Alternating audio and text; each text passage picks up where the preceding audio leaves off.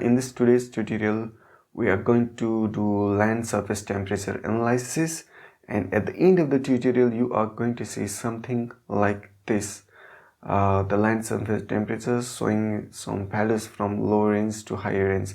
So the data that we are going to use for this tutorial will be Landsat level 1 collection 2 level 1 data that we are going to use here, and particularly the bands that the data that we will be focusing is on the thermal infrared sensor band and OLI, operational land imager band data, that is band 5 and band 4, and in thermal band we are looking for band 4 data.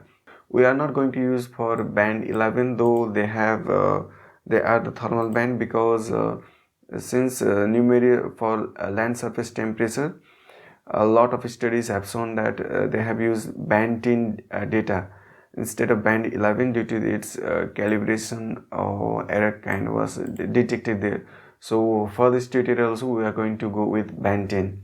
So first, what are the general processes that we are going to follow is we are going with pre-processing. We are going to process the satellite imagery with the help of SCP plugin, since this is level 1 data, and this level 1 data needs processing because as the research papers and study shows that since this data is not ready to use, it's saying level 2 data is already ready to use, but this data is not ready to use. So most of the research are using this kind of this level 1 data, because correction has not been applied there, and if for level 2 data the global correction has been applied, and which might not be suitable for local cases.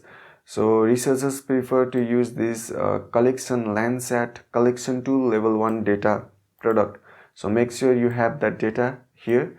And for the correction, which techniques we are going to apply is, since correction applies a lot of technique, is geometric, radiometric and other kind of correction are used. So for this Landsat level 1 data, geometric correction and radiometric correction is not required because they have been already corrected.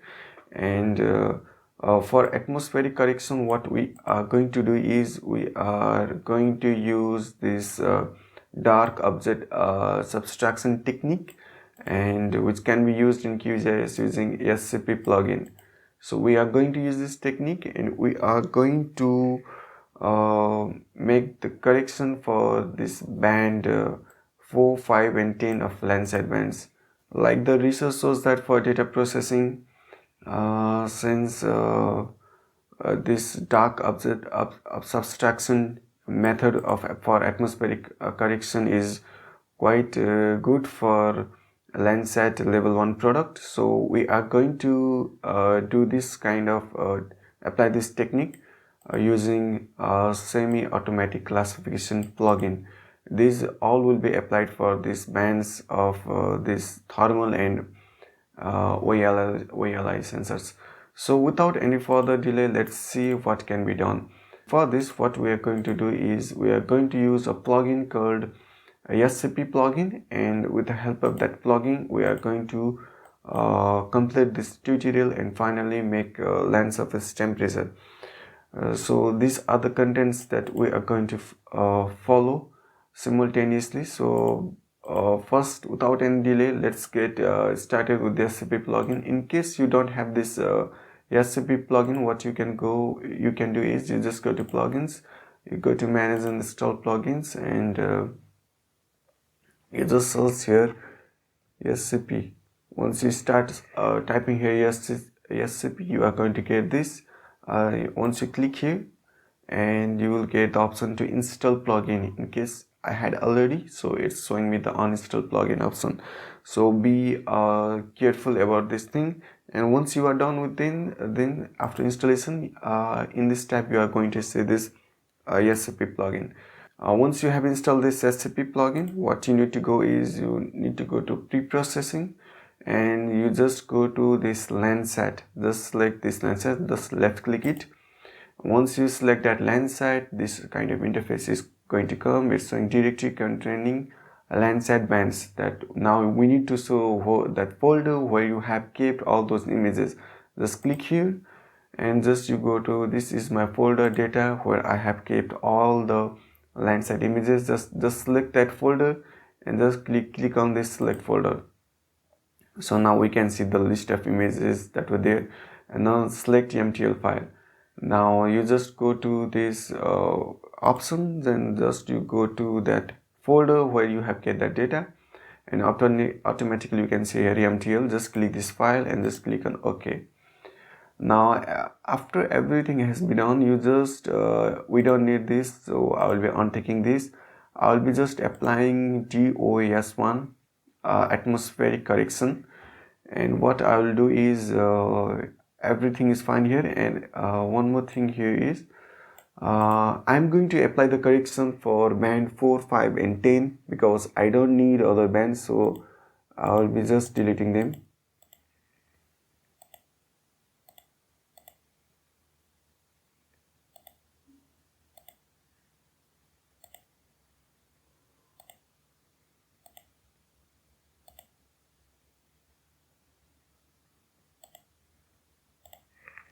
Yeah, these are the bands that I will be needed right now, and once you are done with this, you just click on this run, and what it's showing that we need to show the folder. You just go here, just click on atmospheric correction. This is the folder where I will be keeping my output. Just make one folder and just keep it there, right? So this is the folder where all the output are going to be saved, and just click on select folder, and it will take some time. Now the correction has been done, and we can see the output here, and this output have been stored in this folder called this output as atmospheric correction. So these three are the output. Now what we need to understand, one thing is that this band 10, and let me show you something here regarding this SCP plugin. What this SCP plugin tutorial manual says is that once we apply this DOS1 correction, what happens is that, like we have created, just tick it, and these bands from 1 to 9 will be converted to reflectance, and bands from 10 to 14 will be converted to satellite brightness temperature. That means the value that we have here, this band 10, has been converted to satellite brightness temperature. So I will be remaining this to simply BT, and these two bands, band 5 and 4, have also been corrected. Now since you might see a lot of tutorials, and that lot of tutorials might have shown you a lot of methods of doing it, what this basically mean is that we don't need to follow this step first of top of atmospheric spectral radiance calculation, because this has been already done and we have already obtained this brightness temperature BT. So step 2 has also been done already. So if you see the rest of the tutorials available, that they will show that there will be the manual methods of calculating a land surface temperature. For that, you can, first step is calculating this one, second will be this brightness temperature, then NDVI, then proportion of vegetation, land surface emissivity, and finally land surface temperature. So basically we don't need to do now step 1 and 2. Now we are going to go for step 3, 4, 5 and 6. And now what we can do is basically we are going to calculate the NDVI. So now what we need to do is just let me tell you one more thing, that this brightness temperature is in Kelvin, so we'll later convert it into other forms as well. Now what we will do is we'll directly go to raster, just go to raster calculator, and we are going to use the formula for NDVI, and that formula is band, what is that formula? Band 5 and minus band 4 divided by band 5 plus band 4, right? This was the formula. Yeah, we have applied that formula, and coordinate system is in 44 knot. You don't have to do anything. You just go to output layer where you want to save this file, this NDVI to. Just click on this 3 dot icons, then you just go to that folder where you have kept all those things. Better to keep that in one folder. And just 1 minute.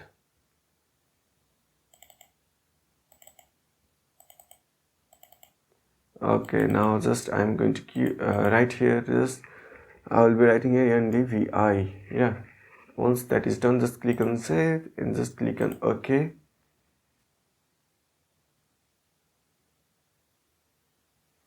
Now we have got our NDVI. So the value range has been shown from -1 to 1. Once NDVI has been obtained, now our next mission is to get this proportion of vegetation. This proportion of vegetation, for that the formula is, this formula. What you need to do is, now I will be showing this this step, right? We have done till now. Let me revise what we have done. We just have used SCP-plugin, corrected this band, and this band has converted to brightness temperature, so that those above step 1 and 2 should not have been done.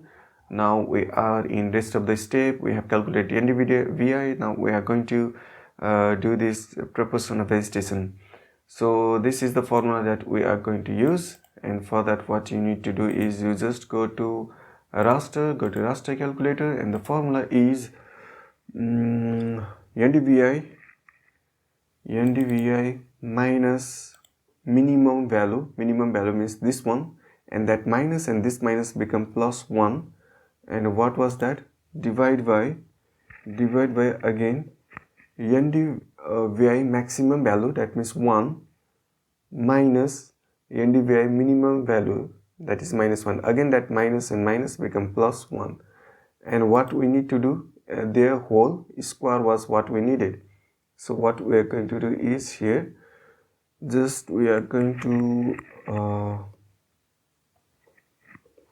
so we needed to square them, so we are going to do one thing here, and that thing will be, so let us do, just select this, just copy, Control C, and just multiply this, and just you keep Control V. So this is what you can do, right? Squaring also and doing this is the same thing. Now what happens is that you are going to get proportion of vegetation. Like before, you again have to save it somewhere. Let it be saved in the same place. So my place is here, and I will be simply saying is PoV, that means proportion of vegetation. Just click on save and just click on OK. Now I have this proportion of vegetation as well. Now the step that I will be needed is I need this land surface emissivity. So the formula that you are seeing at the moment, these are almost available. Every tutorial uses this formula till here, step 4. And so for this Landsat-8 for land surface emissivity, this is the same formula that we are going to apply. Just I'm just going to copy this one, and just I'm going to go on this raster calculator, and just going to paste it here. Expression is showing invalid, so I also have another here.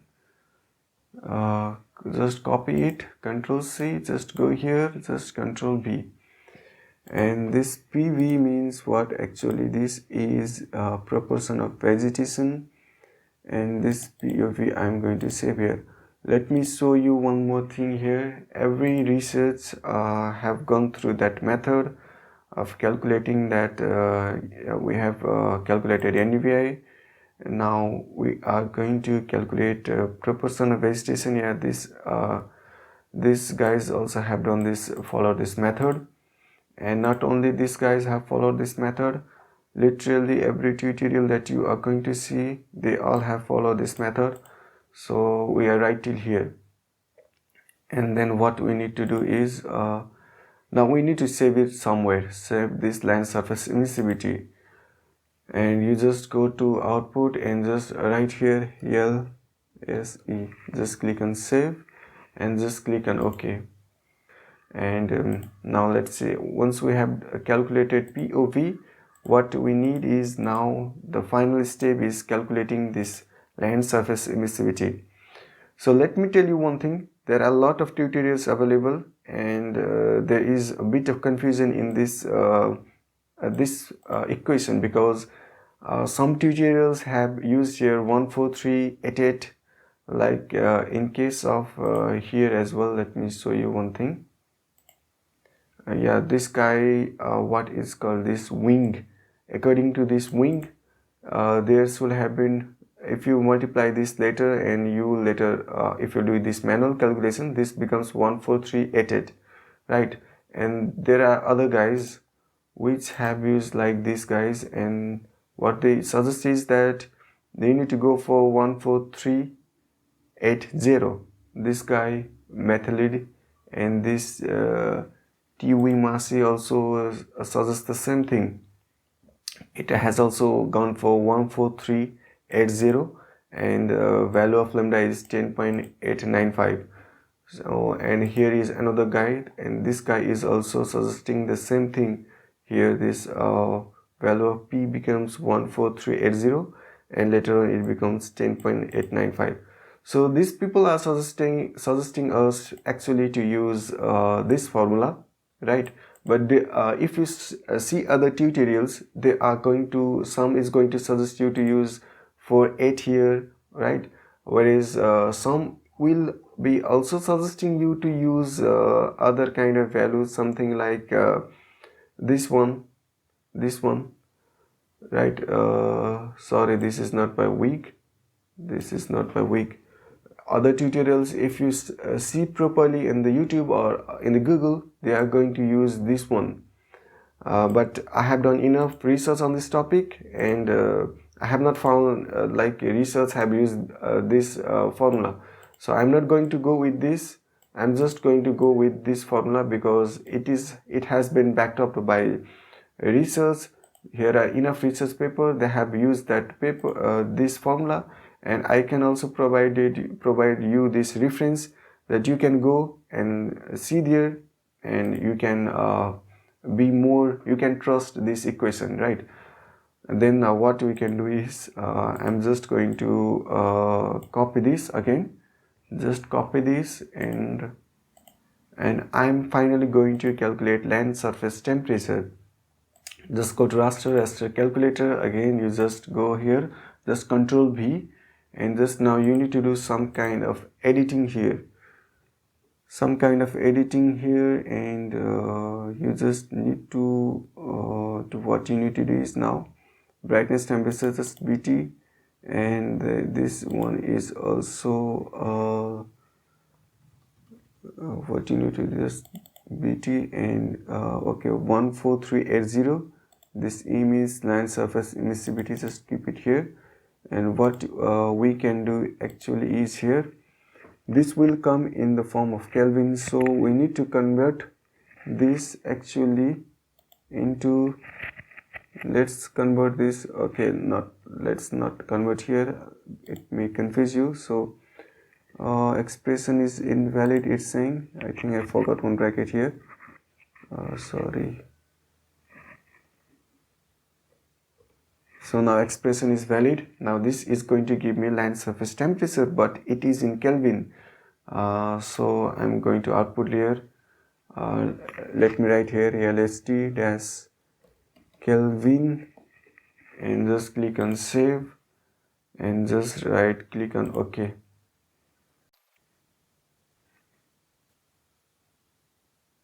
So now I have got the land surface temperature in Kelvin, and in Kelvin I have got the land surface temperature, but I need it in Celsius. So again I'm going to raster calculator and just follow this step what it has said here. Don't worry, I will provide you all these steps, all this equation, even the citation that I have used here. So Now we need to subtract that LST in Kelvin with this minus 273.15. If you see the other research around there, some people also use this 272 point something, and but most of the research what they have used is they just have subtracted from minus 273.15. You can actually subtract this brightness temperature that is already in Kelvin to minus 273.15 here, or you can subtract minus 273.15 here in this equation, or at last also you can do. So that's not a big issue, and don't worry for that. But the main thing that you need to understand is we need to subtract from minus 273.15, because that's what majority of the research have done here, and even this guy have been subtracted from minus 273.15. So we need to do from LST Kelvin, and what we need to do minus just right here 273.15. okay, expression is valid. Again save it somewhere here, better save in the same output, just right here.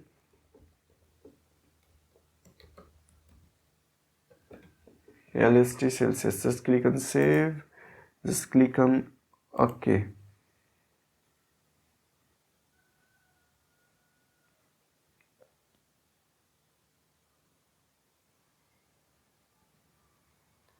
Okay, now we have in Celsius as well. So actually this is my main area of interest, so I will be just clipping. Just go to raster, go to extraction, clip raster by max layer, input layer. So layer that I want to clip is LST in Celsius. Just select this and just click this drop down to select this here, and max there. This is the vector data that will be masking it. Else you don't need to do anything, you just go and save somewhere. Just click it here and just go to save to file, and you just go to this here same folder where you have kept everything, and just you write here LST as I will be saying Rupandehi, because this is my study area. Just click on save and just click on run. Just close it. Right, now we can see here something like this. Just click on zoom to layer. Now let us do something here, a bit of color contrast. Layer styling panel. If you don't have this one, what you can do, just right click this white space, this one, you just go to layer styling panel and you just click on this layer, this, because this layer you have clicked, your name has been given LST Rupandehi. You click this layer, LST Celsius, just click this layer, and now by default color is in single band gray. Just click this drop down. I am going to use single band pseudo color. Right, it's good to give this red kind of color to 35 degrees Celsius, because it's a warm kind of color and it shows high temperature. So we are going to invert this color ramp. For that, what you need to do is just click on this drop down, just invert color ramp, like it looks more good, right? So this is the way how you calculate land surface temperature. I know there are a lot of tutorials available there, a lot of methods available there, but in my opinion, according to the researches that I have seen, papers that I have followed, I felt that this is the best way to do. I'll provide you the PDF of this, all the resources that I have prepared, also the references that I have taken to prepare this tutorial. So this much for today. Thank you viewers. We are going to meet soon in other upcoming days. So keep supporting us.